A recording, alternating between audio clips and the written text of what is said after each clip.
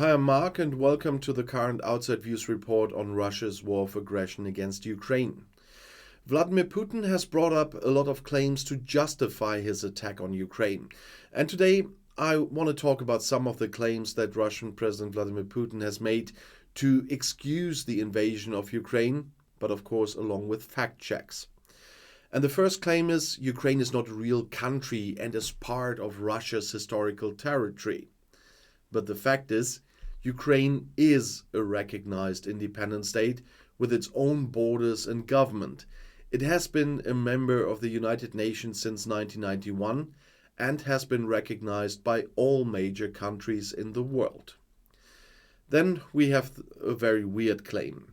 Ukraine is run by a neo-Nazi government that is committing genocide against Russian speakers in eastern Ukraine. Let's look at the facts. There is no evidence at all to support the claim that the Ukrainian government is run by neo-Nazis. The current president of Ukraine, Volodymyr Zelensky, is Jewish and has spoken out against anti-Semitism. There have been reports of violence against Russian speakers in eastern Ukraine, but it were single cases. It's not clear who really was responsible for this violence. It was not the government. The next one is that NATO is expanding eastward and poses a threat to Russia.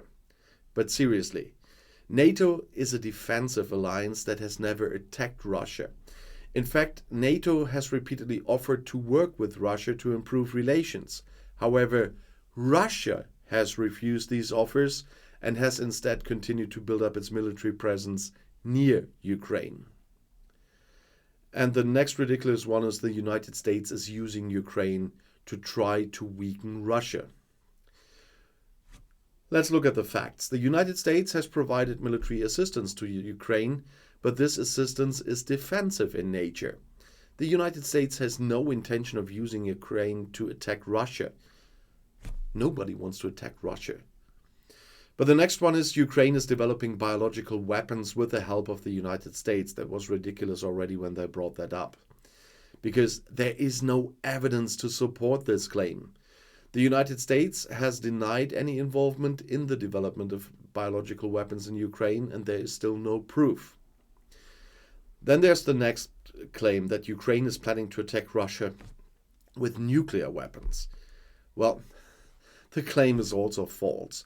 Ukraine has no nuclear weapons and has no plans to develop them. They even handed them over after the end of the Cold War. The next one is that the West is trying to isolate Russia and destroy its economy. Well, the West has imposed sanctions on Russia in response to its invasion of Ukraine. These sanctions are not intended to destroy the Russian economy. They are intended to pressure Russia to end the war and withdraw its troops from Ukraine. And then the thing that the war in Ukraine is a special military operation that is aimed at demilitarizing and denazifying of Ukraine.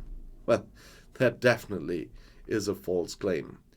The war in Ukraine is a full-scale invasion that has killed thousands of people and displaced millions more. There is no evidence that Ukraine is a threat to Russia or that it is run by a neo-Nazi government. I talked about this before. These were just a few of the claims that Putin had made to excuse the invasion of Ukraine.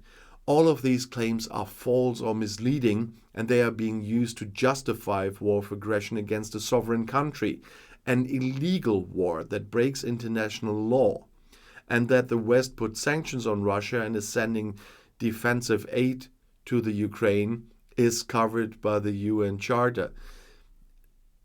There's only one side here breaking international law, and that is the Russian side. And they are making up a lot of excuses. That's why I wanted to do this video for once. And those are just a few of the examples. There's much more. But what they can call it whatever they want. This is a war they started and not a special military operation. This is a full-scale war against a sovereign country. And all democratic countries will help a country that is under attack by an aggressor. And if you want to know more about the developments in this war, the next video is right here in the end screen. I'll see you there. I'll be back.